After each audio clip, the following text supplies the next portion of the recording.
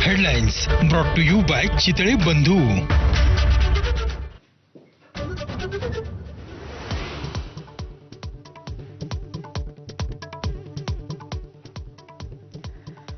लोकप्रिय क्रिकेट समीक्षक द्वारकानाथ संझगिरी यांचं मुंबईत दीर्घ आजाराने निधन. वयाच्या 74व्या वर्षी लीलावती रुग्णालयात अखेरचा श्वास.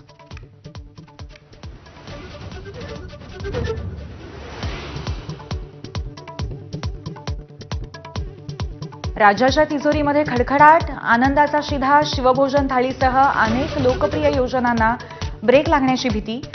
तब्बल 1 लाख कोटींची वित्तीय तूट भरून काढण्याचं आव्हान. लाडकी बहीणमुळे वाढला बोजा.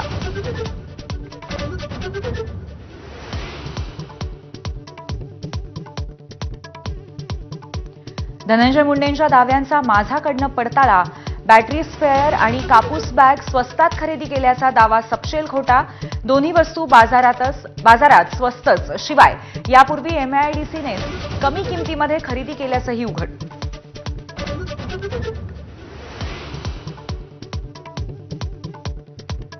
बीडमधल्या गुन्हेगारीच्या बातम्या पाहण्यालाही कृष्णा आंधळे समर्थकांचा आक्षेप. व्हिडिओ पाहणाऱ्या धारूरच्या अशोक मोहितेला बेदम मारहाण. डोक्याला गंभीर जखम.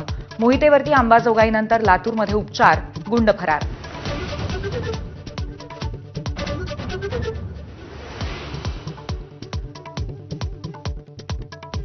ठाकरेंच्या शिवसेनेचं मिशन मुंबई महापालिका. बजेट सादर झाल्यानंतर शाखा प्रमुख आणि उपविभाग प्रमुखांची ऑनलाईन संवाद. आमिषांना बळी न पडता संघटना मजबूत करण्याचे आदेश.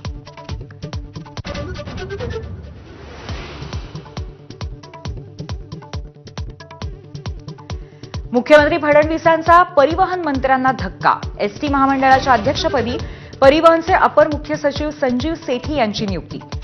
आयएस बाबूकडे पहिल्यांदाच एसटीचं अध्यक्षपद.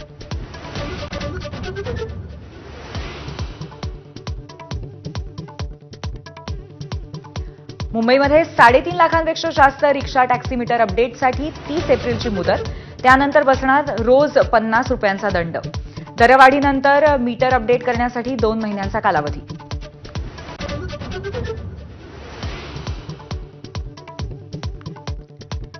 नांदेडमध्ये अशोक चव्हाणांची मक्तेदारी. आमदार हेमंत पाटलांचा चव्हाणांवर हल्लाबोल. अधिकारी नियुक्तीतही त्यांचीच मोनोपॉली. संवाद साधणार नसाल तर महायुतीत मिठाचा खडा. आमदारांचा सूचक इशारा.